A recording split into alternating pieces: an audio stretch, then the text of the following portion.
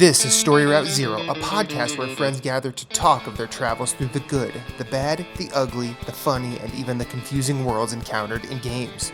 We may not always know where we're going, but that's often half the fun.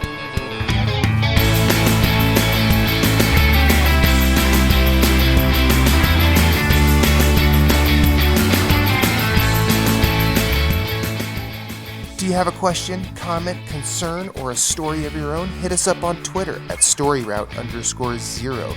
You can email us at storyroute0@gmail.com, and you can find everything we do at storyroute0.com. Let's have a journey. Weep, willow, weep, let me hear your song, so my soul will be filled with joy. Welcome to Story Route Zero. My name is Matthew. Got a couple friends with me this week. I've got representing Cal Lightsaber fighting the Empire, Jason. How are you, sir? Doing well. How are you? Doing well. Doing well. I'm a little fragile today. I'll explain a little bit. Also in tow, Brian, we call him Moose because we nasty. How you doing, sir? You look more and more confused every time I do that, so I'm going to keep doing it. You try being in a party with him where people are calling him Sven, and I'm like, yeah. You know what? Hey, you guy over there on the other side of the controller. In his defense, he doesn't know me as Moose, so... Who? My friend Marco, who we were playing Borderlands with. So. Oh, well, it's kind of a decent night tonight because I don't have to work tonight, which means. Woo! Oh, is that what we got there? Is that a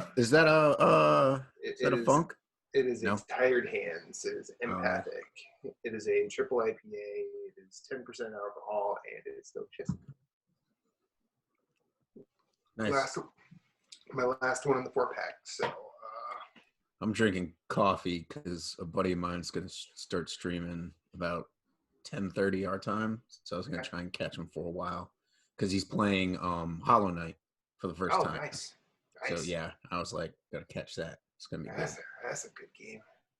Yeah, I need to get back to it and beat it because I think, there's talks that I know we have the sequel, but there's talks it might come this year. So that'd be cool. I mean, even if it doesn't, polish it. If you got to push it out and polish the hell out of it. Well, Devolver has a hand in canceling all games at this point, so I know they didn't get their 2 million followers. Just follow Devolver Digital. Well, actually, you know what? Maybe not follow Devolver Digital because if more games get canceled, we have time to play what we have. So backlog, guys. I mean, backlog. it's 6 in one, half a dozen the other. So we're a podcast about video games. Speaking of which. We play them every so often, maybe. So I'm going to start off appropriately. How was everybody's weekend? Just in general. Everyone have a good weekend? Yeah, I went to the Poconos. Sweet. Thursday, Friday. Annual trip to Kalahari, the water park. Awesome. And then I'm guessing that's an indoor water park because it is January. Yes, yeah. It's actually both. You can go in the summer, and it's got like slides that actually run outside to inside, like they transition. Yeah, they go outside the building and come back in. Yeah. Okay. The weather's been like 13, 22, 56, 12. Yep. Got back from that. My daughter's. We had a family birthday party for her yesterday. Okay. It's nice hosting because you don't have to leave, but then you remember that you're hosting and you got to clean up that shit. Yep. And it's just like this morning was one of those wake up and like I felt like every bone cracked. You're like, oh, what the hell? I need a vacation from the vacation. Yeah. But on the bright side, we don't have to cook for a couple of days because we cooked Leftovers. For 50 and we had 15 because, that ratio. Awesome. But yeah, that was about it. Cool. Nice. Moose? Weekend was pretty good. spent some time with the wife on Saturday. Mm-hmm. Went shopping, bought myself some new sneakers for the gym, Sweet. which I needed. And then we undecorated the Christmas stuff. We took all the Christmas stuff down yesterday. Sweet. So it was all in all a pretty good weekend. Played some video games. I started some video games, which I'm happy about. Cool. And then just get my ass handed to me by the Master Sword Challenge for Zelda. Not really getting my ass handed to me, just I'm not liking where I end up when I go on the next level, so I just keep restarting. So it's just it's not, my OCD is just like, it's not perfect enough. I don't have the maximized amount of hearts I can carry. It just reset, reset. And I'm like, idiot, what are you doing? So, right. Yeah. Sounds like me while I was streaming Binding of Isaac last week. We'll get into that. But how was your weekend? It was the anniversary weekend for me. Brown chicken, brown cow. Revisit my anniversary happened, and it seemed like a shit ton of things just happened all at once. I finally upgraded my phone. She upgraded hers, and we did that. And then we got a new bed, which is, our holiday gift. Like, nice. We don't get each other gifts like for Christmas or Hanukkah. We just get one big thing for the house usually. So we got the bed frame. We're just waiting for the mattress to show up. Okay. And then Friday Saturday for our anniversary, I took her to a wine class because she is into wine the way Moose and I are into beer. But if we were smart, we'd probably be close to where she is with wine. We went to this wine class about Barolo wines. Barolo is a region in Italy, and they got good wines. I mean, she's talking about flavors, and I'm basically Thomas Hayden Church inside was going, tastes good to me. Yeah. That was fun. Then we went out to this tapas restaurant called Oloroso. That was banging food. And then Sunday, actually, on our way home Saturday night, my wife, love her to death, she utters this phrase to me. She's like, tomorrow, I want to get day drunk and eat a bunch of nachos. I'm like, this is why I married you. You were just tugging. She was tugging at your heartstrings. Yeah, it's just like, yeah. So we went to Taqueria. She ordered a pitcher of sangria, a big bowl of nachos, and some black bean soup because that's her combination. I thought you were gonna say a pitcher of nachos, and I was like, I'm okay with that. Now sometimes she will go there. I don't like a pitcher of nachos sounds good, and then you're like, how do you layer that? That's like an interesting a lot of effort. It's a lot of effort to put in to layer. But it doesn't have to be a lot of effort. It's almost like the more you think of it, the more confused you're by it, but the more you want it. Like you want to see a picture of nachos. Yeah, like I need to know how this happened. Yeah, exactly. Right. Anyways. Right. Yeah. And the best part is they were proper nachos rather than a mountain of Doritos you can get in Allentown, Pennsylvania. Oh yeah, Chicken Lounge, mother truckers. Dude, those nachos are the bomb, man. But we stayed there for a while. I was actually watching a lot of the football.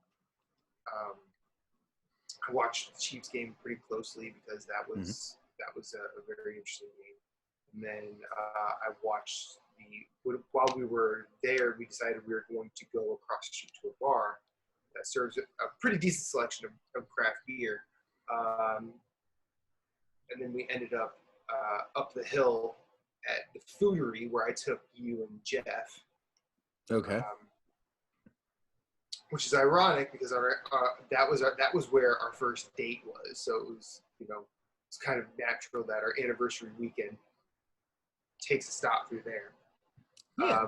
But by the end of it, we were stupid drunk. And we have basically been hungover all day today. So the moral of this story is getting old sucks. We should be drinking. I have felt, I don't think I've felt this worthless in a while.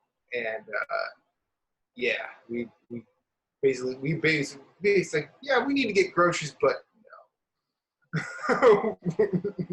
We've not felt ourselves today.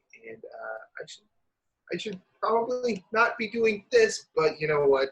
I don't know how often this is going to happen. So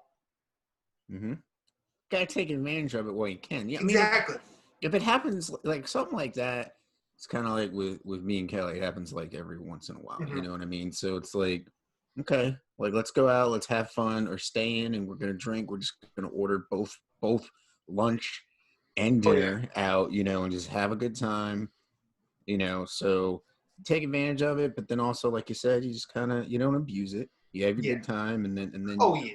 So, I don't think either of us were aiming at that, but we did leave the house to get like some groceries just because I'm off all week this week, so I'll just have tiny little meals. Off all week. Yeah, I'm off all week. And How'd you swing that? I took a week off. Oh. I put in. I saw that I had the vacation time. I'm like, I'm gonna take a week off in January. Anybody mind? Nobody minded. Nice. And yeah, I'm taking a me week. Nice. So I am going to probably end up on the couch playing a lot of Vichy games with a controller in my hand, and I will be able to talk about more than just Binding of Isaac on our next show. Are you going to get one of those beer hats? Like it's the helmet, it's got a beer on either side with a straw, so you don't eat. You can just keep playing and drink while you're playing. See, if I did that, I would need to basically sit on a commode so I could just pee. And that's true. I mean, I work at a hospital. I could probably make that happen on some level, but I also no. Also, no. I'm not doing that. I will try and maintain some civility and decorum, as it were. But so I started streaming this week for the first time in a while. And it was interesting because I decided I'm going to start streaming, trying to go after a lot of progress in Binding of Isaac. And I'll probably do that until I hit the wall with Binding of Isaac, as I will inevitably, because I always do. But my first run on stream, I did something that I had not done before. I beat Hush. And it was just ridiculous. I'm like, wow, I set out to beat Hush today. I did it on the first run. I guess everything else is gravy. And then, and so the first day of Binding of Isaac streaming was fun. Second day, not so much fun. I had to struggle to get one win. And, I was there. Yeah, it was bad. The third day was bad. I won a couple, lost a couple. Didn't really make any sort of real progress, but yeah, it was nice to be doing that again. It was nice to be learning about it again. So I think if the way the Magic 8 Ball is looking with my schedule at work, I may actually be getting this first position, which will have me off on Mondays, which I will try like the dickens to make streaming more of a habit. So that's where I'm at with that. And that's really all I played this week. So since I got a new phone, I am looking at Apple Arcade quite swiftly. So I may actually be talking more about mobile games in the future because I miss playing games on my phone. Jason, let's go to you. I am still cracking away at Fallout 76. Okay. I'm getting so close. I'm at the point where it's like, I just need to finish. You just need to get that platinum. I just want to get the platinum. Maybe I'll revisit with the whole Wastelanders thing if it comes out this year. But I just want to, I think I'm level 48. and I'm level 97, 98 on my 2 characters. Just need to hit 50 and 100, but it's like when you've done all the quests, it's hard. The XP is very stingy. I mean, I made a dent with the double XP weekend last week, but I'm just crack. I mean, I still have fun, but now I'm like, it's like the Diablo 3 Platinum. It's like just 100 more bounties. It's like, I'll do 5 tonight, and you're like, nah, I just do 2. I can't do this anymore. Right. Yeah. Or if you're like trying to mainline it and you do all 25, you're like, well, I can't do any more now. Great. Yeah, it's getting there, but still having fun. But I really just want to be done with it because my own personal Blockbuster Video, my brother-in-law, he only buys physical. So when he's done with games, he graciously lends them to me. And this weekend he was over. He let me control. Okay. And I get to try Death Stranding. Awesome. So I have those. I'm going to install them, but I'm worried if I take the Fallout disc out of the system, it'll stop. It'll melt. So, but I am going to try those hopefully this week. Maybe I'll take a break from Fallout to get in them.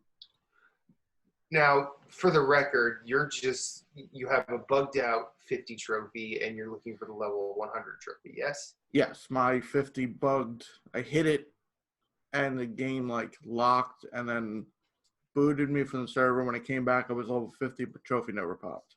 Okay. I kept going thinking maybe an update will fix it. Never did. So I had to level a new character. Okay. So I do want to get the 50 first, just so chronologically it makes sense. Yeah. I mean, it doesn't matter at this point. I'll be done with it. But maybe I'll revisit with the Wastelanders and the lower level character will be better suited. What is that Wastelanders update? Is that just the one with NPCs? Yeah. Okay. But they're adding a bunch of they're changing the dynamics of the quest, like how it works.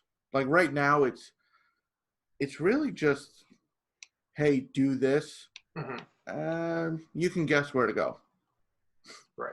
Like there's obviously times where you have a quest that says go here, and you have to go to, but then there's times like, oh, kill a feral ghoul.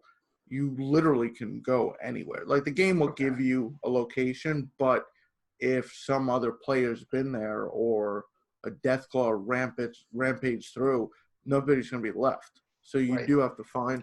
So they said they were going to kind of streamline that, and they were also going to add basically all your quests aren't on the map. You have to you can look in your quest log, then you go to the map. What they're going to do is basically there'll be a panel showing your quests, and you could select them, and it'll highlight. You could cycle through them on your map, which would be kind of cool. So you don't have to keep switching back and forth to your quest log to your map. So, like I said, I probably will revisit it. I mean, hopefully I'm done with enough time, which I think I will be. Okay. And hopefully soon. I mean, I know I could play other games, but it's so close. I just want to get this done. when you're kind of in the zone, you kind of have to keep going. Yeah, and I've been even though I'm not even if I play for a little, being away, I didn't get to play a ton, and my daughter's birthday, but I know what I'm I don't just log on. I'm oh, what am I gonna do? I have an idea of where I'm going each time to kind of maximize my XP. Yeah. Okay. Well, Moose. Been playing a lot of Breath of the Wild. Master Trials. Yeah, so in one of the DLCs you get the Master Sword Trials, and basically there's an island in the southeast of the map, Eventide, I think it is. Yeah, Eventide Island, yeah. And it basically strips you of all your armor and gear, but you still get your powers, so you still have your bombs and stuff. And so this is kind of the same thing.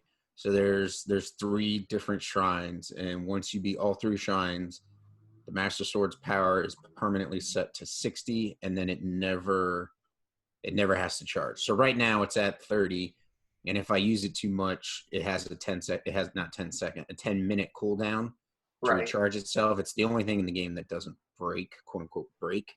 Right. Yeah, because the durability. I hope they fix that in Breath of the Wild 2, where you can at least give me a repair kit. Like, because you find weapons that you really like, and you're like, I don't want to like lose that. But then, like, when you realize if you can find a weapon that's farmable that you like, it's not that big of an issue. Because like the weapons that you find in the world that aren't in chests, you can usually go back and get them after the blood moon resets the enemies. Yeah. But anyway, so I've been doing that. I got to, I think the first one is, I think it's 12, 14, and 16 are the amount of layers that you have to go into for each shrine.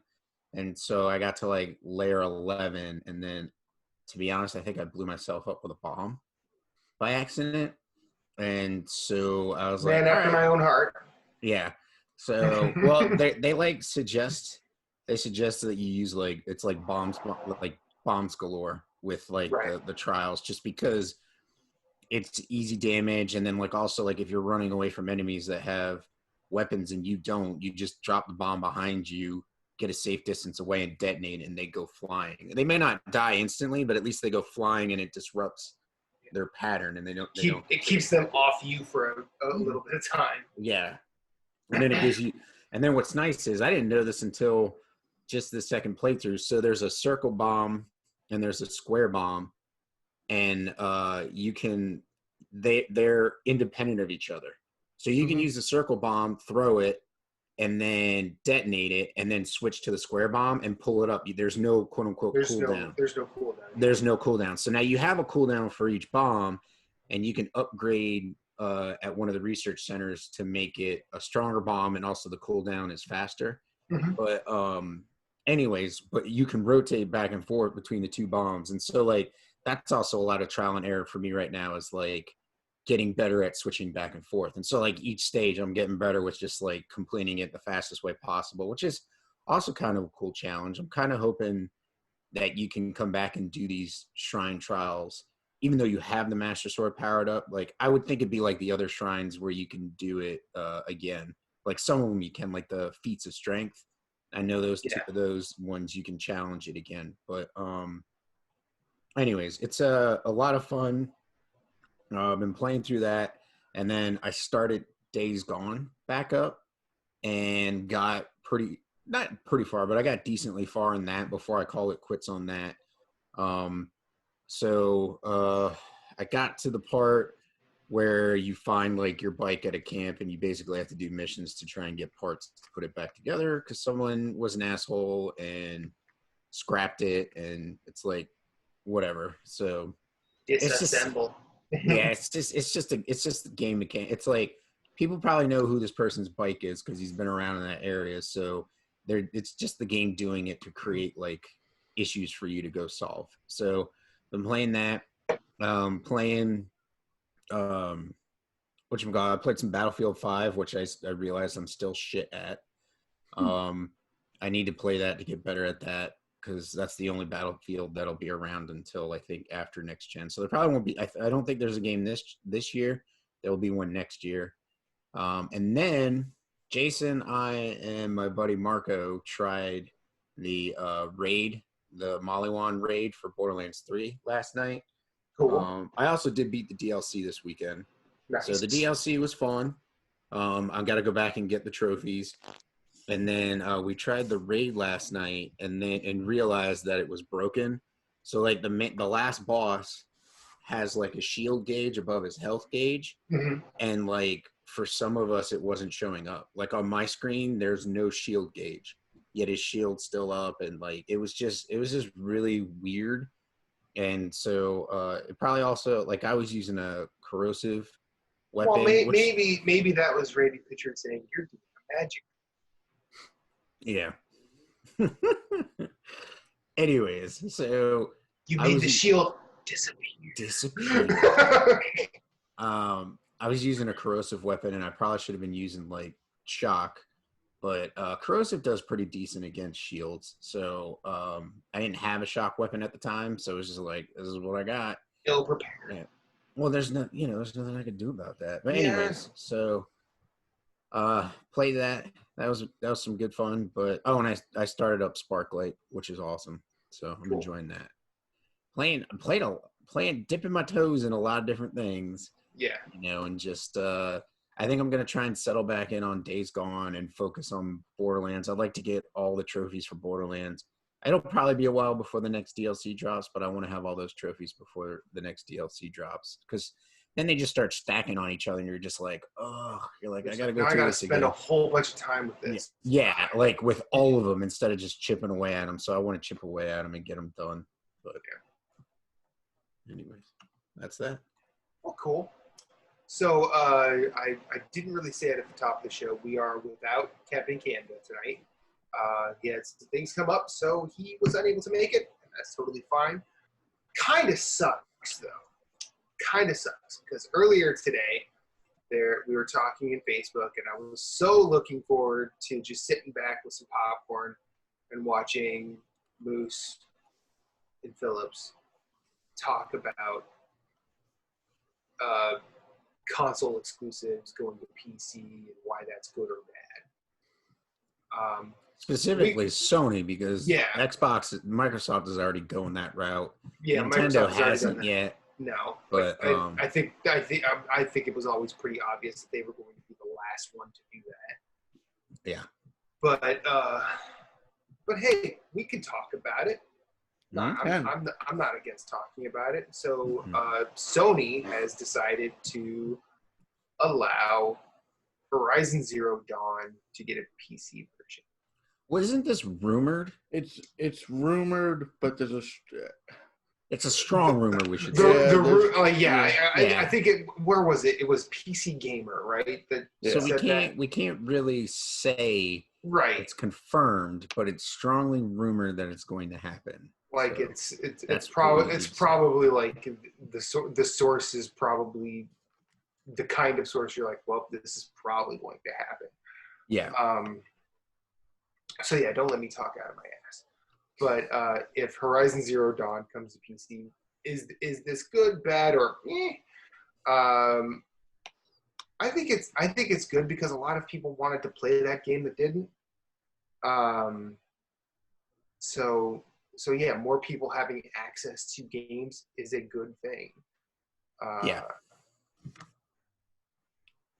I feel like there's also some nuance to this because it's Horizon. It came out 3 years ago now? 2017? It'll be 3 years. 3 years in March. Next month. Yeah, March. No, the 28th. I'm sorry. Wasn't it it was like the Tuesday before. It was February 28th because Horizon was, Zelda was March 1st. The next Friday. That Friday. That week. Yeah. It was the same week. 28th, 1st, 2nd, 3rd. Yeah, it was the 3rd. Yeah. Zelda and the Switch dropped on the 3rd. Sorry to interrupt. No, it's fine. Old Man Logan. I saw Old Man Logan, then bought my Switch. So it was that week. Old Man Logan. But so I'm sure he's out there going, you can just call me Logan. Nope. Well, we can't Old Man Logan. It doesn't work that way. I'm sure there are folks out there who want to react to this as like, oh, Sony's finally doing it, or oh, Sony must be in trouble, so they're trying to get more people to play their games, which is hilariously wrong.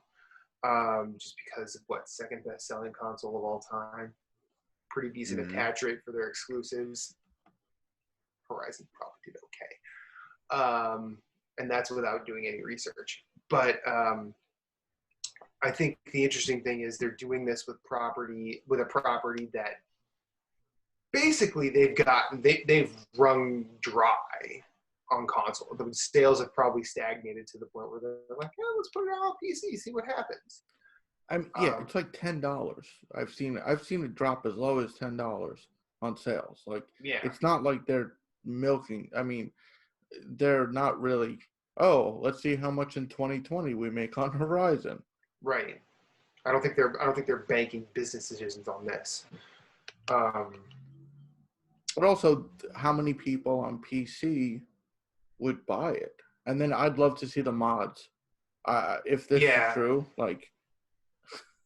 Well, I'm thinking like if you think about who would be in the market for Horizon, it would probably be a lot of the folks who do not own consoles at all. Like they do all their gaming on PC. And then in that, on top of that, there are the people that probably have already played it and love it and are like, yeah, I'm going to buy that again because I love that game. I mean, I'm the type of person that would do that. Maybe not for Horizon, but like I've definitely done it for games like, oh, I love this game and now it's available either on Switch or PS4. Yeah, totally double dip. Or they have a higher end PC that's significantly more powerful than the PlayStation. And they're like, I want to see, like, Horizon's a beautiful game. And to really see that even better on PC, I mean, that's something some people would, and some people would double dip, and some are just, it's their first time. Yeah. And then there's the people that would look at it in terms of mod potential, which I'm in agreement. I would love to see mods for this. Thomas the Tank Engine is every dinosaur robot. Oh no, he has to be. What's the big one? The Thunderjaw. Yeah, that's it. Thomas the Thunderjaw. That's what we need. Or make the Goose the Thunderjaw. That'd be pretty good. No, I think this is potentially cool, but also it potentially a flash in the pan saying, "Oh, okay, so I think if this goes poorly, it doesn't necessarily make Sony rethink anything. No. And if it goes swimmingly, I still don't think it makes them rethink anything either, because I could see them just sort of like, okay, we have a new generation of consoles coming. So we probably have to do some form of digging in. But I think they need to diversify their portfolio as far as like what they're selling. I think they need to go the Sega route without having a console die, causing them to go that route. Like, you know, Sega, what was it, the Dreamcast? Yeah. Basically ended Sega, and then Sega's like started producing games and putting games out on everything. I mean, I ain't saying you're going to see Horizon Zero Dawn on an Xbox. Right. But I think putting it on PC is pretty intelligent because that's a whole shit ton of sales right there. Mm-hmm. You know, like all the people that play on PC. Some people, I don't know why you would do this, but have a PC and an Xbox, and so they don't have a PS4. And so it's like, oh, well, now they can try hunting down some robot animals and whatnot. And so I think it's in their best interest to be like, I feel like this is a good idea, like 2 years later, you know, like not at launch, keep it exclusive to the console, make the people that bought your console for your games like feel like their purchase has been justified. And then like Jason said, I've seen the complete edition for like $10, you know, like once it gets down to like $20, boom, put it on something else and maybe sell it like for a mid-tier price, like maybe like 40, you know, like 30 or 40. I feel like on PC and call it a day. Yeah, I think it would be very disingenuous if they charge like $60 for this game. Yeah, see, I would hope that they're smart and say, okay, we're going to get some sales and let's not charge like full price for it. Don't go the Nintendo route.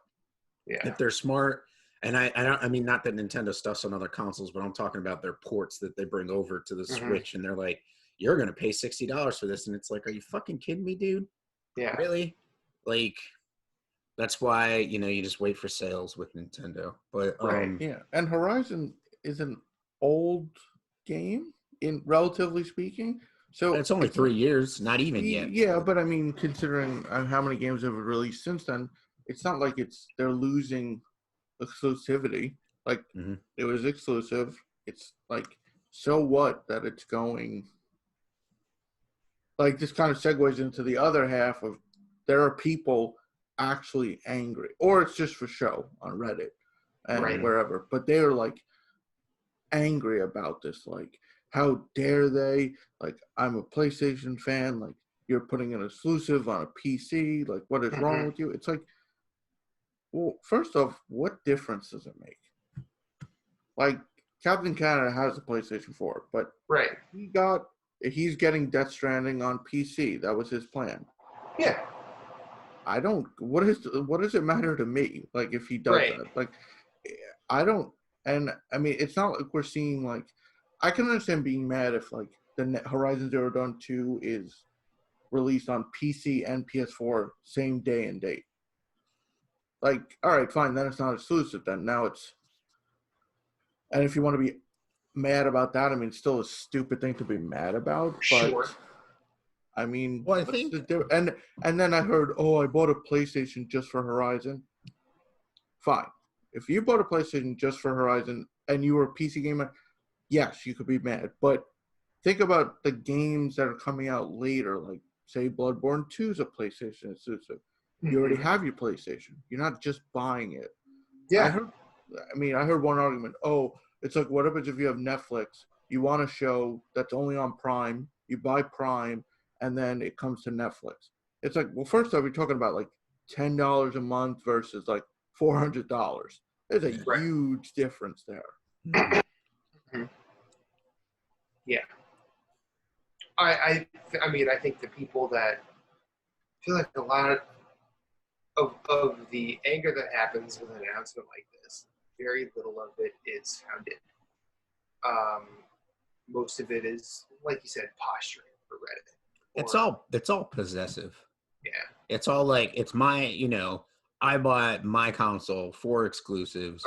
That's my exclusive. Yep. And it's just like, well, it can be everybody's. Like, we were talking, Jeff and I were talking about it, and it's just like, I like console gaming because I come home and I just turn it on and it works. Right. Like I hear so many issues of people having driver problems.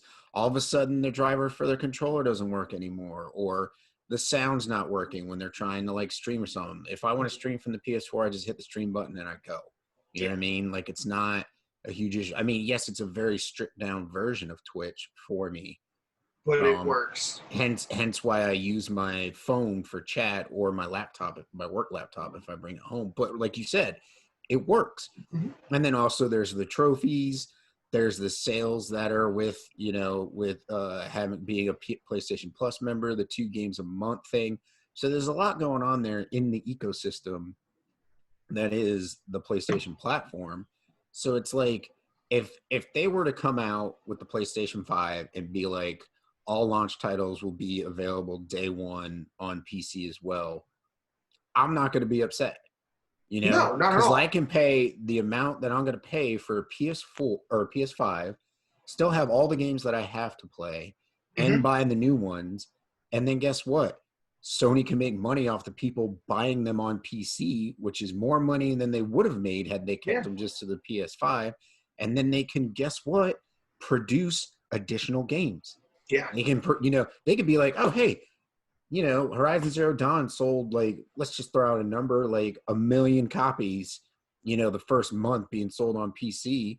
When you think about that, that's a huge chunk of change. They can go in and be like, hey, let's remaster a couple of our older games, or hey, let's make Studio Japan like a 2-team studio, and let's see what other chamois we can bring to PC and just get a little extra coin in our pocket. I severely doubt that Last of Us 2 is not. I think Last of Us 2 will be on PC. I don't think it'll be I would be shocked if it was a day one, like released on both day one, but I don't. It would be really weird for not if Horizon Zero Dawn's going to come to PC. It'd be really weird for Last of Us 2 not to come to PC. If and when Horizon Zero Dawn comes. Does. Yeah, that's true. It's heavily rumored, not confirmed yet. Yeah. So you are correct. If and when Horizon Zero Dawn comes to PC, Mm-hmm. like Sony's gonna look at that, and they're gonna, and I think that they're going to take whatever impression they will from sales, but this does not mean.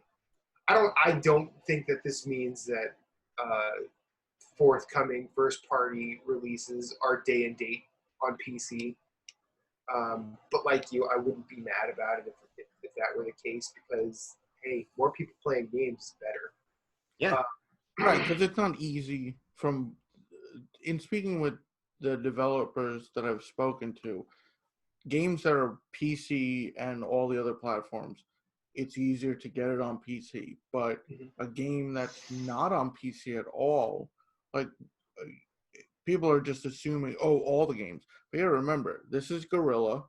They want to, maybe with that engine, which was used in Death Stranding, and maybe it was planned to be on PC all along. Maybe it was easier for them. Like I'm not saying that Naughty Dog can't put a game out. No, I don't think. If anyone thinks you're saying that, no.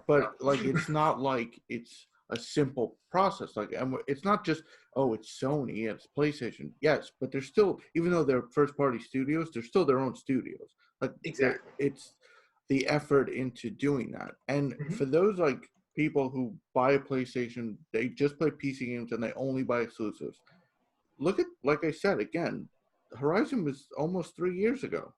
Mm-hmm. Like, if you want to play it when it comes out, you'll play on your PlayStation. Captain Canada, though, is waiting for Death Stranding. It's your choice. If you want to play Death Stranding upon release, you got it on PlayStation 4. If you wanted to wait, you wanted to wait. Like, it depends on what you get out of it. Like, if you plan on being part of the conversation, you're going to play it when it comes out first, wherever. I mean, right. Dead Cells is probably one of my favorite games this gen. It was on PC for a year. Mm-hmm. Like, look at all the games that have been ported from PC over. Yep. It's not like, it's a PC game. That's not fair. Like, and I feel more and more games, when you hear it's announced, it's exclusive, a lot of them are starting to become timed exclusive. Mm-hmm. And I think it's better for everyone, like, that everyone gets to experience it. Just like the people that still hold that there's a console war, they're nuts. Right. Mm-hmm. Like, yes, they're competing companies, but that's like the business of any companies. But like, it's better for, like, not that Sony would become complacent if Xbox failed, but if Xbox succeeds, Sony's like, oh, well, maybe we have to be competitive. Like, so, I mean, we're probably not going to see PlayStation exclusives on Xbox and Xbox exclusives on PlayStation for quite a while. Right. I don't see that. But PC is almost like the middle ground. Like, you could do remote play on a PC. So it makes sense to be able to actually own the game on PC. Mm-hmm. Agreed. And like, I mean, I think there's going to be, if we're going to see people trading exclusives, there's going to be an industry-wide paradigm shift. And I think we're probably closer to that than any of us realize, but I also don't know what it takes to light that match or flip that switch. So, like, I just don't. I'm like, I don't see it happening like anytime soon, but I do think there will be a time where it's like the one console future that IGN podcast used to always talk about, where you'd have that one box that can play everything. Mm-hmm. Except that one box already kind of exists. It's called a personal computer. And and I think we're closer to that just being the thing than any of us realize. Right. And there's also some people, I mean, I've played games on PC. I still prefer my couch. And I know I can hook up the PC to I have the Steam Link, I have controllers, I could do that, but I prefer sitting on my couch. I don't want to I sit in front of a computer all day. Mm-hmm. So good for them that the people who want to wait get to play these games on PC. Like, people who haven't been able to experience Horizon. Like there's there's streamers out there who they stream on PC. Maybe they don't have like the setup that they want for console, and then they get to stream now Horizon. Yeah. Or they're more comfortable with mouse and keyboard, or just the whole. I mean, it's a good thing. I mean, yeah. I'd really like to see the pro argument against it. Yeah. With valid points other than just feet stomping and whining. Yeah. It's like, but nah. Right, because sure, you may buy a console for a specific game, but that only holds true for one game. Any future game that you didn't know was coming out, you can't make that argument. Exactly. I mean, I can see, like, from the standpoint of people who are like it's bad news that games are not going to be exclusive. It's because it's that fear of like, well, I bought my console for exclusives, and now the exclusives aren't exclusive to this machine, so it's almost kind of like an abandonment type thing, you know, like, or it's not going to make enough money to keep that going. And it's like, I feel like at this point in time, if you think that, you're an idiot, because Sony has invested so much into the PlayStation ecosystem that they'll make consoles. It would take to like PlayStation 7 or 8 before they, in severe decline in sales, for them to be like, all right, we're done with this. You know what I mean? Like, and okay, now all our games, we're going to become a publisher and developer, and we're going to be on PC.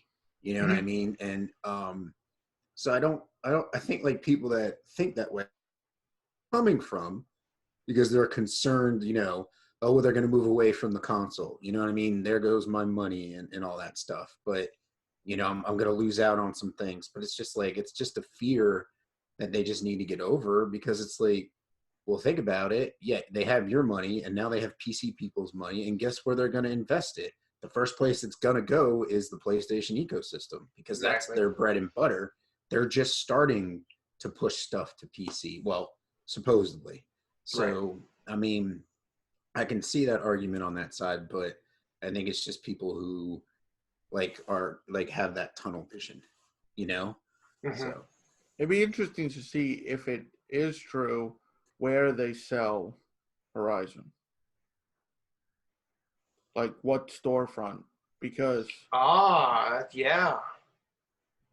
Because sure, Epic offers the better deal, what we know about, to the developers and the publishers, and then you gotta figure it's got to be complicated. Like, I don't know how it works between what does Sony take in, what does Guerrilla take in, right?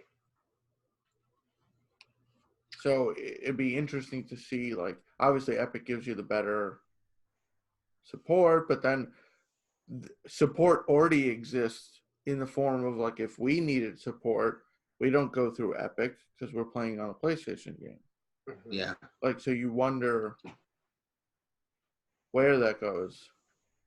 You would think, I mean, it would be interesting to see what their sales are if it does come, because then like you can even imagine Guerrilla grows from that. They become like a team of like 3 developing, you know, like they become a developer of 3 teams is what I was trying to say. You know, like they got the Horizon, they got the Killzone, and maybe they have something else up their sleeve.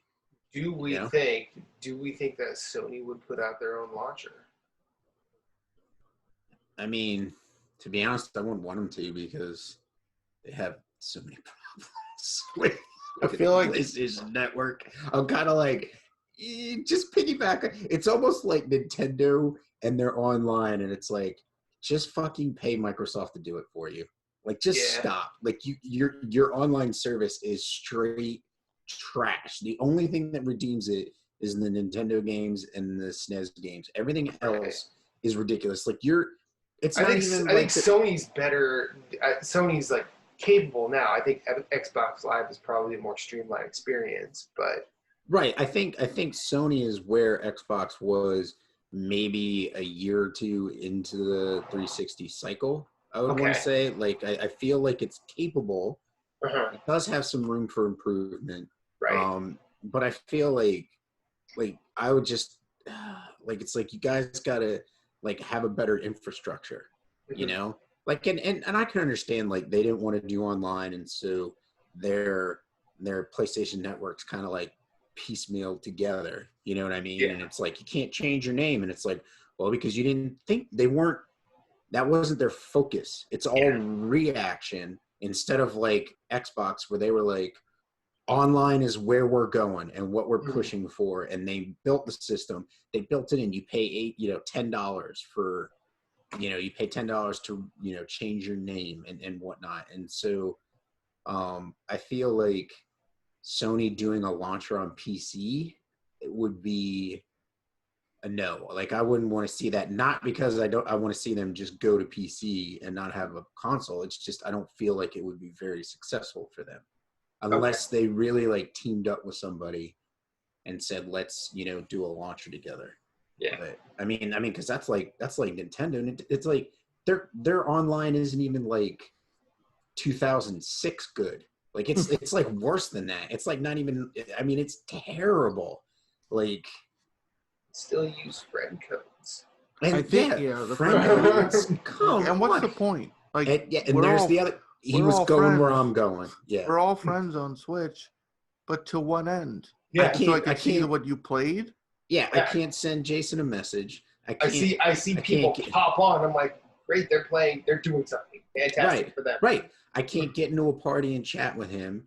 Like what is the point of a friend code? I mean, yeah, you could like send them an invite to like play Super Smash Brothers or another online game, but then it's like you got to use the freaking your phone and a third party app to try and talk for like, and it's just like I just use Discord. Or when I first got my Switch and had Mario Kart 8 and Jason and I were playing, we were using the PS4 party chat because we're like, this is fucking ridiculous. So, I it's think just, technically, if Horizon was on, it could be a executable file. Like, Warcraft used to not be through a launcher. Right. I think the benefit of a launcher is it's a layer of security for the game, not just for you as a person, but the game, because then the game can limit, like, if the game launches, like, the launcher could recognize, like, oh, the game seems to be edited. We're not going to launch it, like. Right.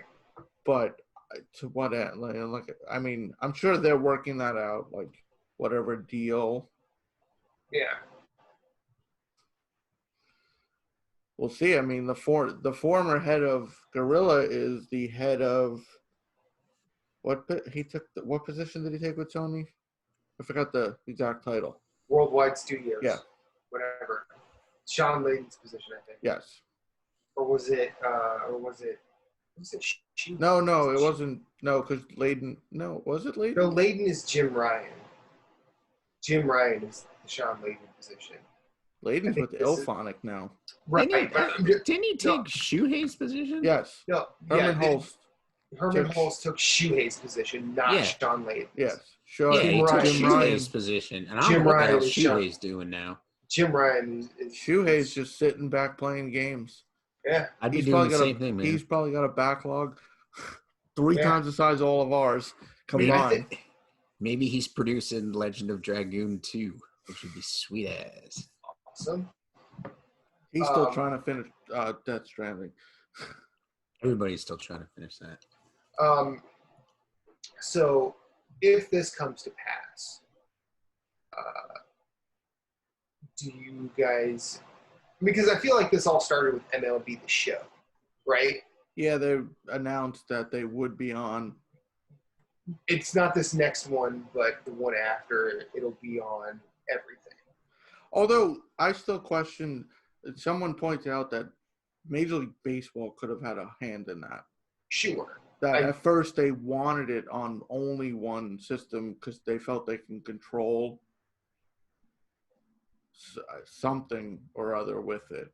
Mm-hmm. And now they realize the far reaches of Xbox and PC and that putting it on the other side. Because obviously MLB has nothing to do with development of the game. Right. Other than, here's the rosters. Yeah. oh, you signed the contracts with the players union and everything, so you can use all these players. Okay, good. Here's our logo. Have a ball.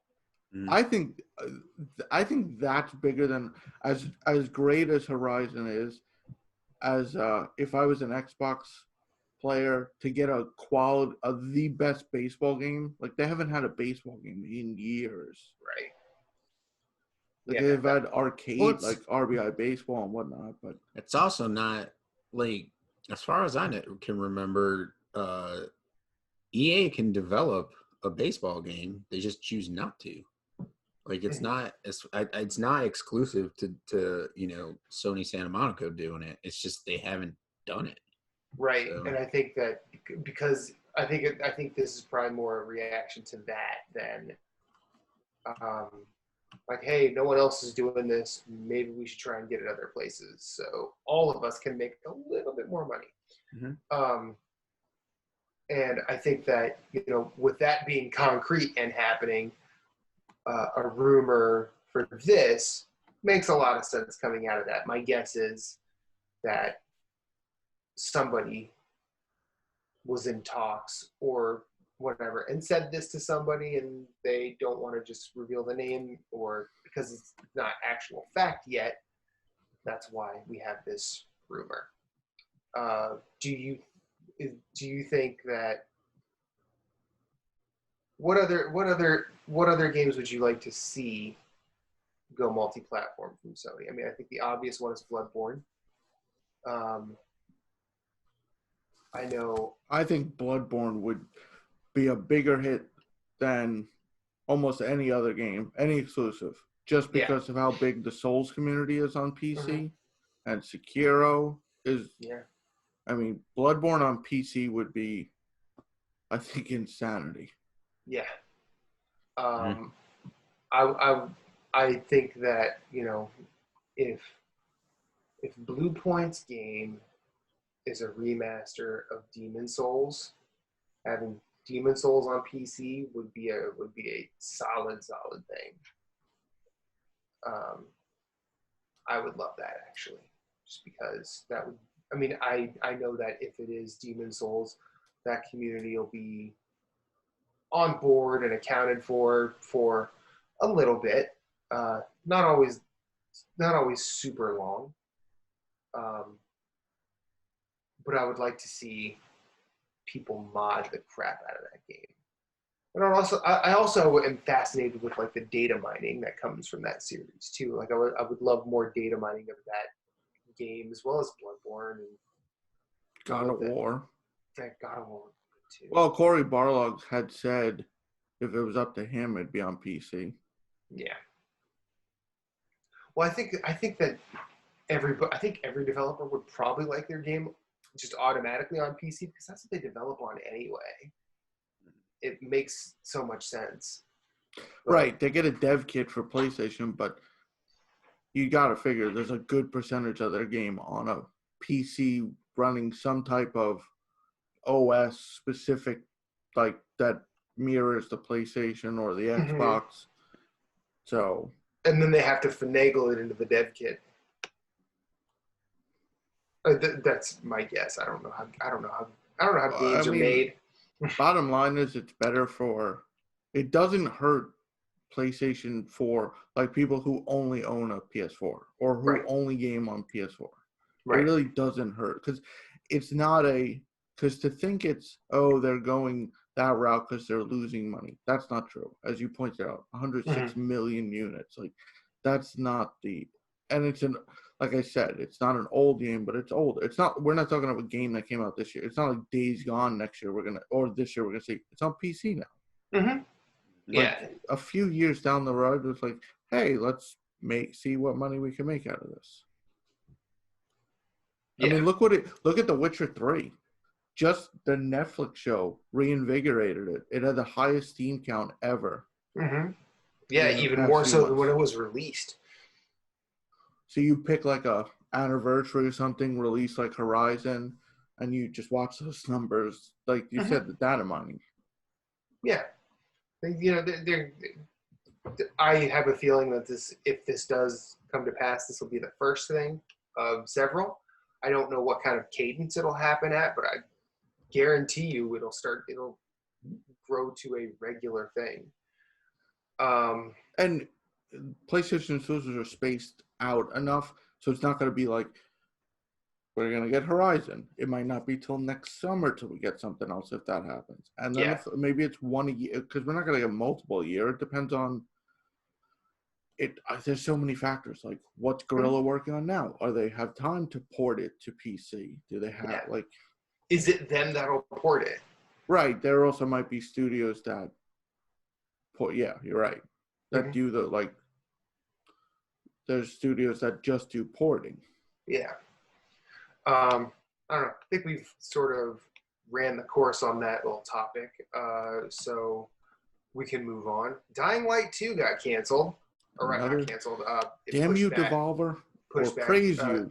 Praise you, Devolver Digital. Devolver 2 said until they get 2 million followers, video games are canceled, and it has been a weird amount of power that they've exhibited because a lot of things have gotten pushed to later in the year. Although, I wouldn't consider Dying Light delayed because we didn't get a date yet. Yeah. I mean, I guess it is a delay. They were planning spring, but the problem with that is it's almost February and there's no date. It's like I feel Death Stranding, God of War, Horizon, Uncharted 4, they all went gold like a month and a half out. Yeah. I'm not like, I don't see how Dying Light won't go gold when it does get a release date. I mean, people love the first one. So, I mean, yes, it's delayed, but like Cyberpunk had a date. You could pre-order it. Like, I think there was a countdown on the PlayStation if you did it. There was. That's a delay. Final Fantasy, that's a delay. It's a little shorter, but it's just weird. Like, people planning like, oh my God, I have Final Fantasy here. I have Cyberpunk. I have this, and this. And now it's like, now they're all pushed. But it's interesting because this year is the release of next-gen consoles. Yeah. So everything getting delayed, I don't know if that hurts or helps, to be 100% honest. But it's almost, you might see a package like, oh, Cyberpunk September, but this is PS5's coming out November 1st. Why don't I buy them to there's a bundle. Yeah, maybe. Black Friday bundle. Like, I don't think any of these delayed games will become launch titles because they're definitely coming out for this console gen. Yeah, they'll just be out closer to the launch. Like, I feel like the launch of each console is going to be in November, like they traditionally are. The delay does make, like, if with Cyberpunk maybe, I'm getting PS5. I'm going to wait on Cyberpunk a month and a half and just play it on there. Like, that might affect. So that might actually hurt them in a sense. Hurt them in that, their opening numbers. Like, they won't break like a Spider-Man record. Like, for opening weekend sold all this money. But then in the long run, they catch up or something. Yeah. There's a game we could see on PC, Spider-Man. Yeah, that'd be a good one. That'd be a good one, especially with a lot of Marvel fans out there. But I agree. I think they're all pushing their titles to be closer to launch of the new consoles because I have a feeling they're going to do something where it's like, okay, here it runs on the PS4, but also there's a day one patch that locks it in at 60 frames a second or does whatever. Kind of like what they did with the patches for games from PS3 to PS4. For PS3 to PS4, like they were like, okay, well here or Pro. Even the patches that came out for Pro, when we went from PS4 to PS4 Pro, like I could see them just being like, here's the game on PS4, and then okay, if you buy it on PS4, trade it in for a PS5, here's a patch that enhances it. So, it doesn't have to be like leaps and bounds, but enough to where you're like, okay, this is nice. Like I'm enjoying this. I mean, I know a lot of people who will buy Cyberpunk day one, even if they know they're getting the PS5 and the PS5 is coming out like 2 months later. What, September, October, November? Yeah, 2 months later, I think it'll come out. Mhm. I like I said, I predict November. I severely doubt that they do. They might do October, but but Cyberpunk and what was the Avengers? Those will both, I think, launch before the consoles launch. Yeah. So Devolver was scared of the Doom Marine, though. They're like, you can keep your date. Yeah. we're, Yeah. we're not. they don't want to go to hell to take them on it. We've seen what you do. Dude, that trailer, man, the new trailer for Doom Eternal. It looks real good. So that's technically Final Fantasy would have been the first game, the big game out this year. Oh, that got pushed too. Yeah. That's right. Well, actually, as of E3 last year, Gods and Monsters would have been out in February. That was the plan. That didn't seem likely because we didn't even see anything. Right. But then Final Fantasy, then Doom, then Cyberpunk. So now we just have Doom. We get Final Fantasy like 2 weeks later. Mm-hmm. A month delay seems weird to me. Like, obviously, I'm not a developer, but like, and I could see for an indie game like Axiom Verge, if like Tom Happ was like, "Oh, I need 2 more weeks," that makes sense because he could specifically. He's doing himself. He knows exactly. Oh, this is every time people load in, the music keeps glitching. Like, I need 2 weeks. I could fix this. But like a game, like a big game like Final Fantasy VII, like 1 month just seems weird to me. Like, but obviously I'm not a developer. Like, but for Cyberpunk, it like, 6 months or 5 months. It's like, that's maybe there's. At this point in the development cycle, I don't think a month delay is for the game code. I think honestly, it can't be. I think it's misprinted marketing materials. Like, that could definitely be a case because, like, let's say you have some specific standees that you're giving to retailers. Those come back, and something's wrong or something you didn't approve is showing up. They have to be like, they don't have to be redone, but that process isn't the same as going to Kinko's overnight and saying print this. It is more like especially if they're complex cardboard. Like, I'm sure, Moose, in your line of work, you probably have some experience with that. It's probably going to take a week turnaround for the job. Then you have to go with approval, shipping, and then time to get to the stores with the game. Like, it's about a month. That's what I think it is. It'd be very odd that. Like, I don't think it's going to stop the game from going gold. I think the game is going to go gold exactly when it was supposed to, and they'll probably announce it a month before the actual new release date. Like, oh, we got gold! Yeah. I'm excited for that launch only to see exactly what the plan. Hopefully, we see what the plan for the game is. Right. Like, is this part 1? Or, surprise, it's the whole game. We tricked you the whole time. Yeah. Yeah, like, I think the overarching statement is you stay in Midgar. Yeah. But then it's like our friend Michaela, like, we've talked to her about it, like, what happens in disc 2? Do you have to put disc 1, obviously if you have digital, but like, how do you go back to Midgar? Or are you locked out? Are you done? Like, can you mix them at, like, can you travel back and forth? Like, No, you're done. You're done. There's no modern conveniences for that. There's no way that anyone has thought about that in a way that could fix it. So you don't get to go back to Midgar anymore. Either you do it all there first or you don't. Move on. But for the people who need to hear it, say it with me. Delays are good. Mm-hmm. We want games that work. Like, no game's perfect. Even games that are polished. Right. Even some of our favorite games still have issues that are just, okay, whatever. But you don't want a game that, like, you don't want like a Just Cause 3 where it's working fine. Let me restart this checkpoint. well, fuck, that's 20 minutes gone by. We don't want Bloodborne load screens. Oh man, Launch. those Like- launch load screens were bad. Like, And they didn't even do the Souls thing at launch. They didn't do the item descriptions. Like, it was just black screen, white text that said Bloodborne.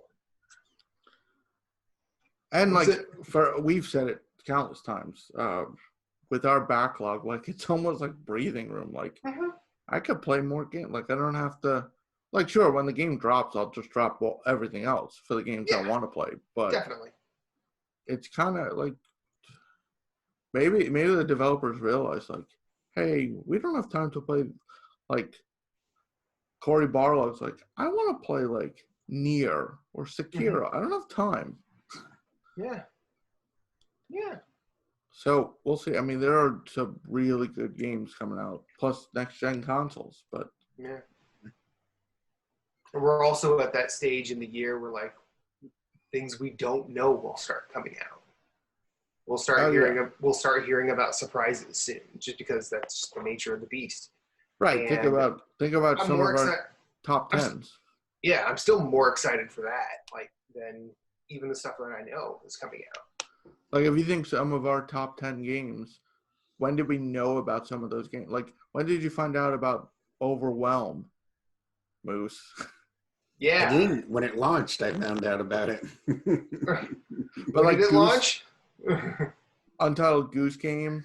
I mean, Rad, I found out at PAX East, but like Sparklight, I went to PAX East, so I got it. Yeah. But like, if I didn't go to PAX East, some of those indies, Slay the Spire, I had no idea about Slay the Spire.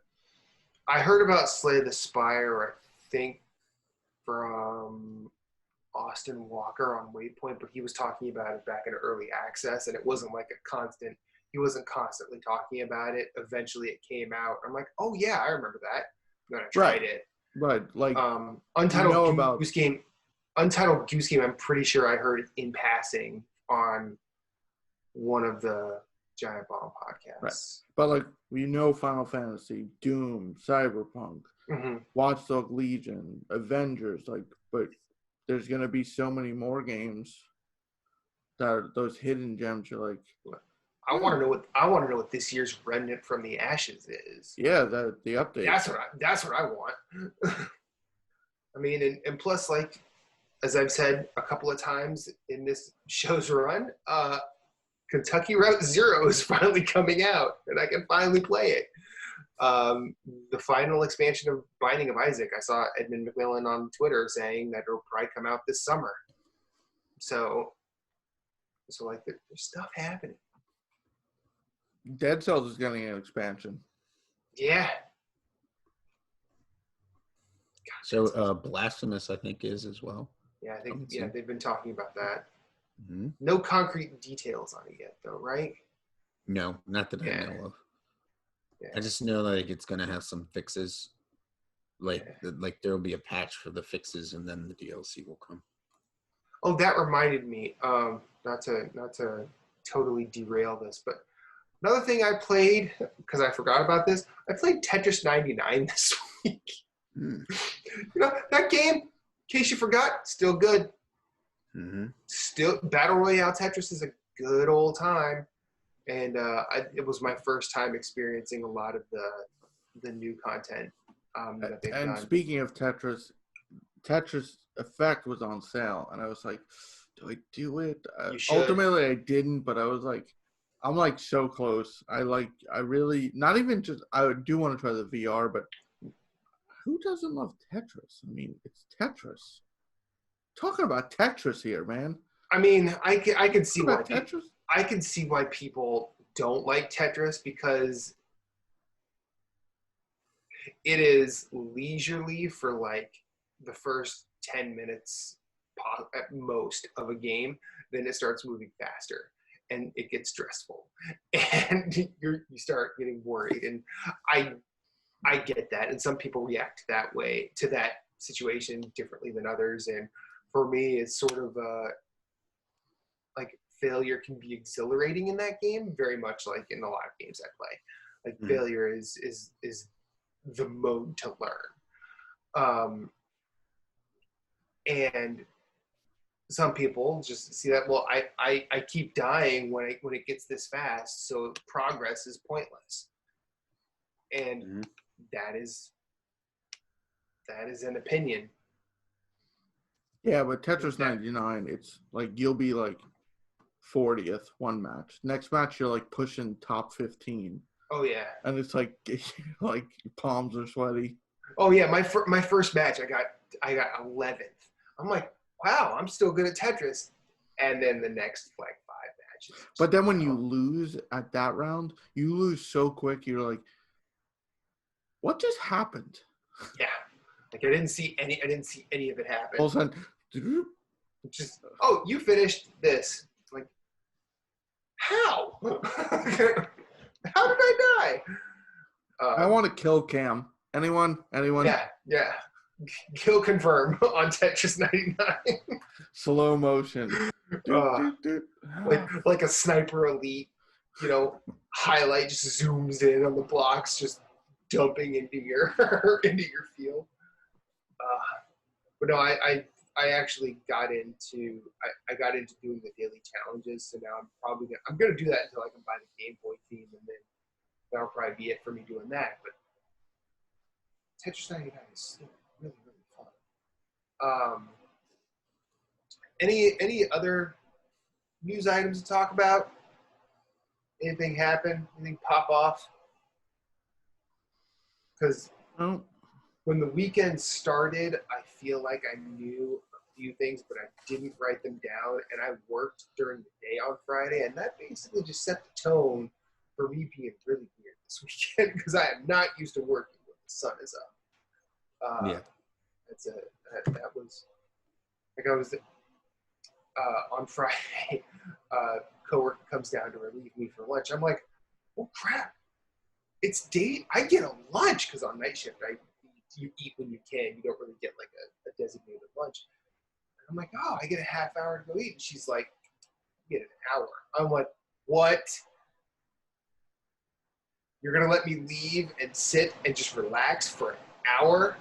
Oh, I'll be back. And then my hospital takes up a couple of blocks. So there's like these sky bridges.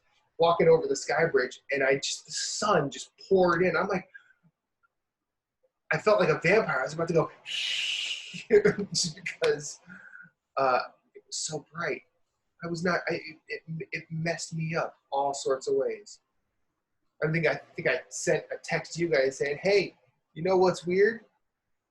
Going to work at 8 in the morning, leaving work at 5, also weird." Good times. I don't think there was anything major. I mean, Dying Light 2 has been dominating all the news sites. Yeah, and plus it's technically a holiday today, so happy MLK Day. There's a rumor that GTA 6 is a PS5 launch. Yeah, because it was in their tax filings. Yeah, their tax return in the United Kingdom. GTA 6?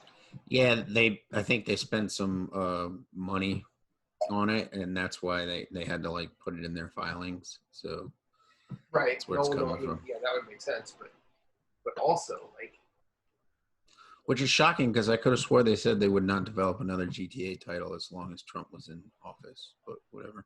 Right, they did. They did. Okay. He said he couldn't imagine another GTA title during the current presidency. And it was based on, I guess, what would be the content of the game. I think that statement was also in 2016, because GTA 5 came out in 2013. Yeah. Which was still Obama. So I think it was in response to people asking them when they were, when can we expect GTA? And it's only been 2013. Well, shit, I guess 7 years. What is it? 8 years? It was 8 years between 4 and 5.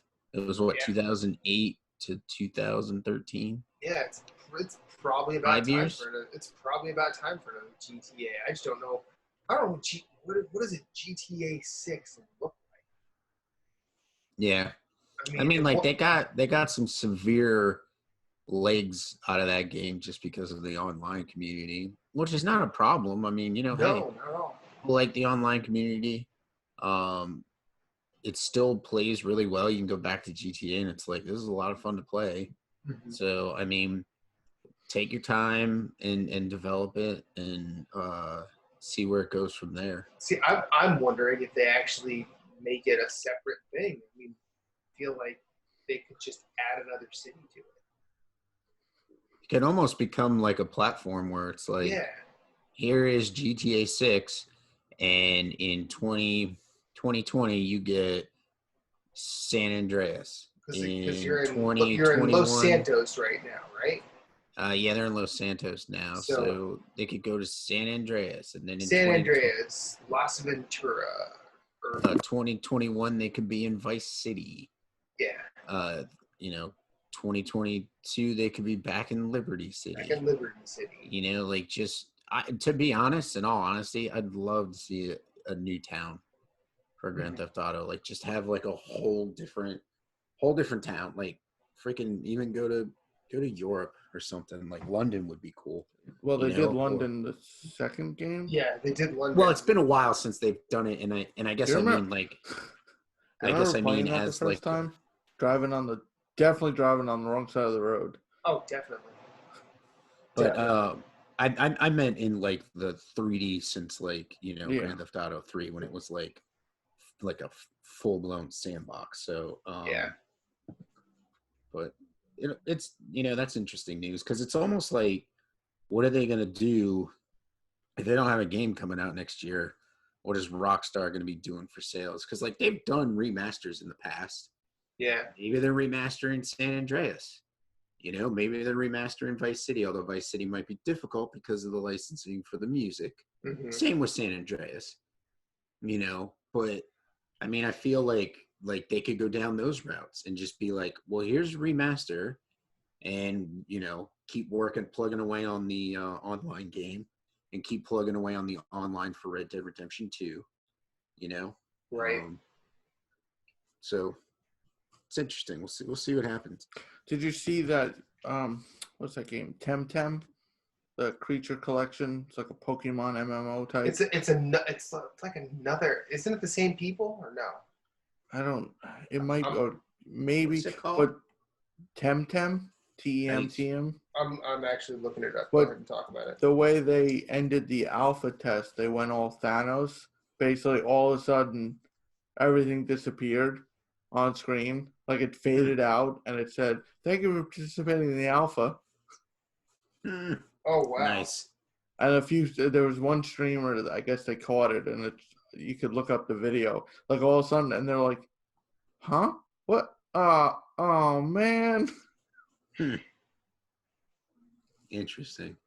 This looks better than Pokemon.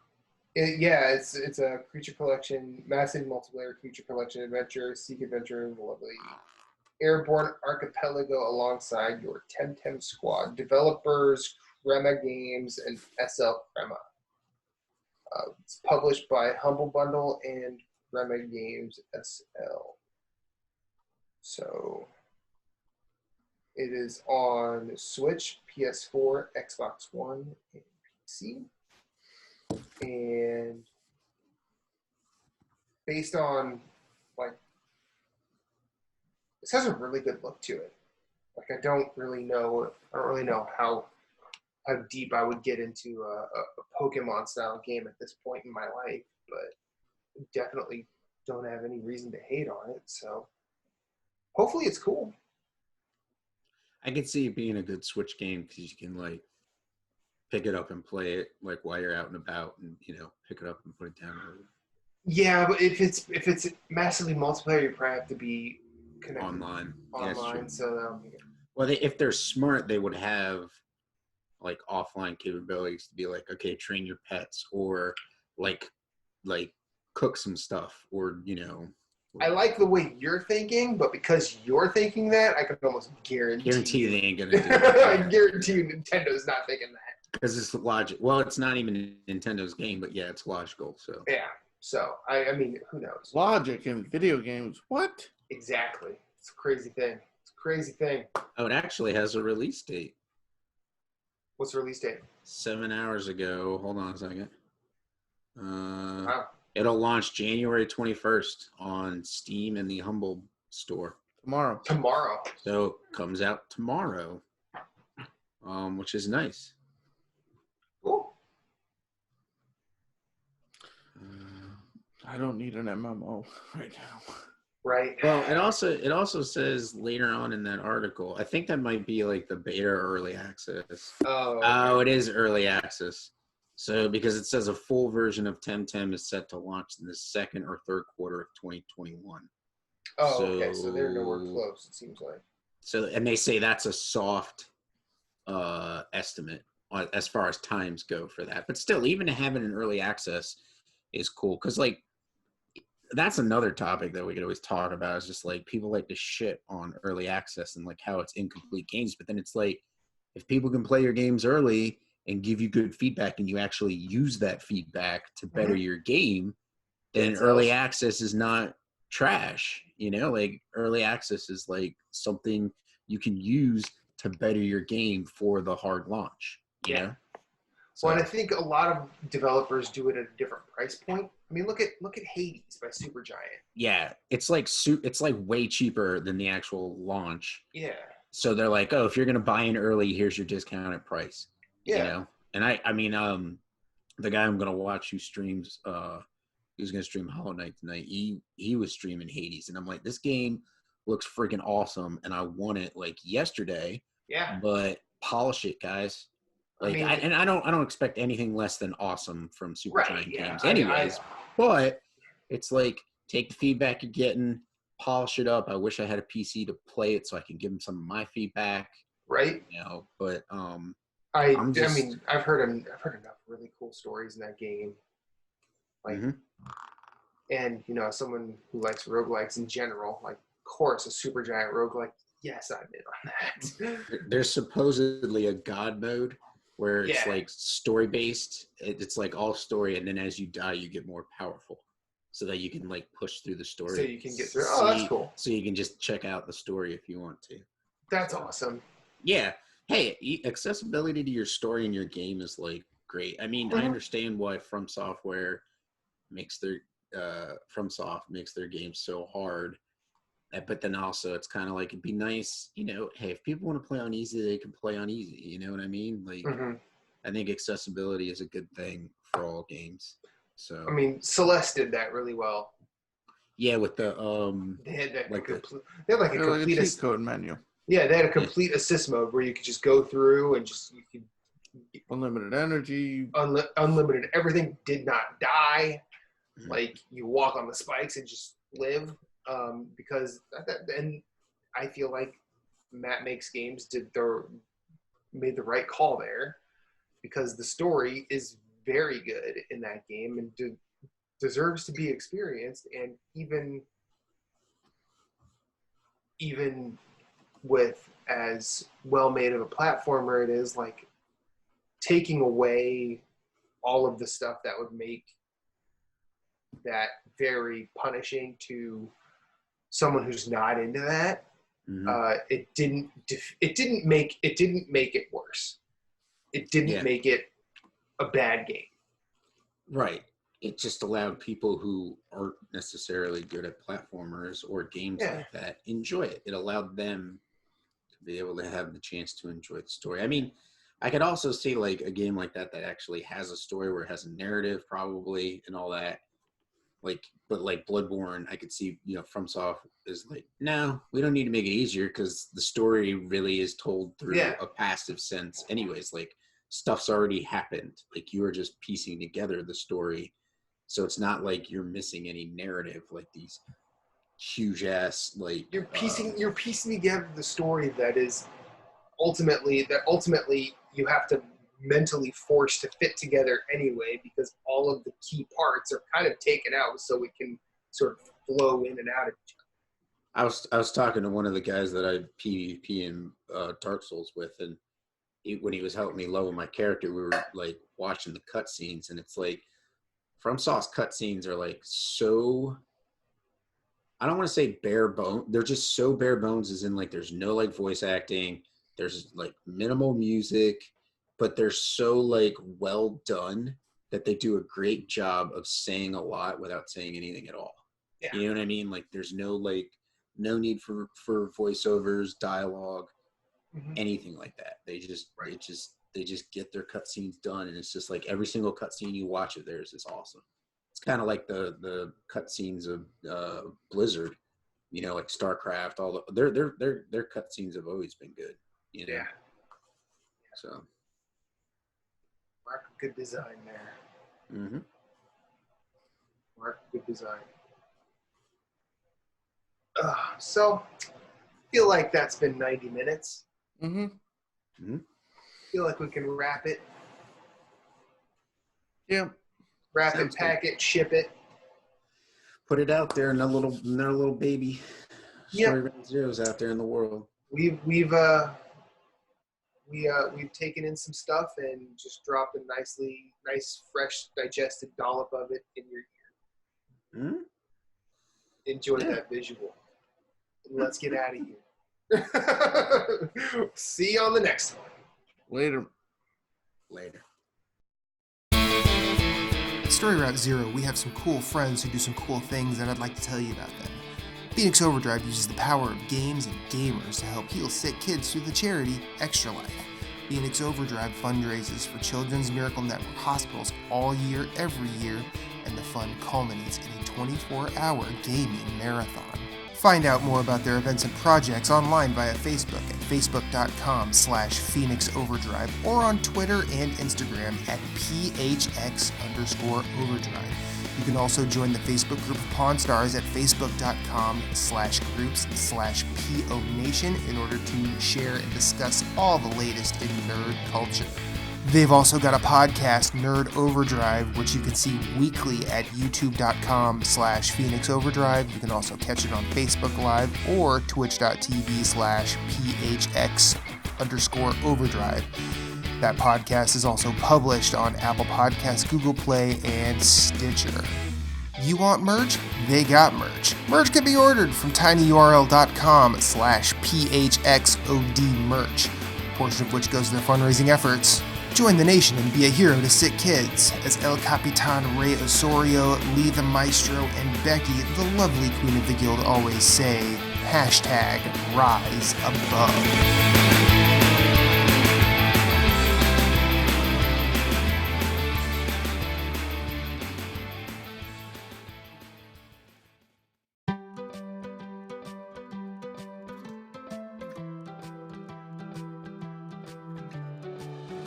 This has been an episode of Story Route Zero. Thank you for coming along on this journey. We sincerely hope you enjoyed yourself as much as we enjoyed having you. Once again, you can find everything we do at StoryRoute0.com. Hit us up on Twitter at StoryRoute_0, or you can email us at StoryRoute0@gmail.com.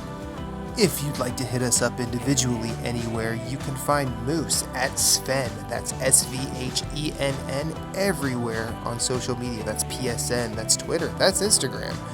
You can also find him on Twitch, streaming games. You can find Jason Marshall at GimpyJ, with 2 Y's at the end. That's Twitter, that's Instagram, that's Twitch, and he also has a website called whereisthepausebutton.com. Captain Canada is the only Story Route Zero exclusive. He's the only one you can only find right here on the show.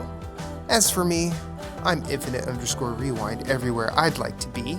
That's Twitter, that's Instagram, that's PSN, and Twitch. I also have my own website, InfiniteRewind.com, where I do all sorts of weird writing and rambling.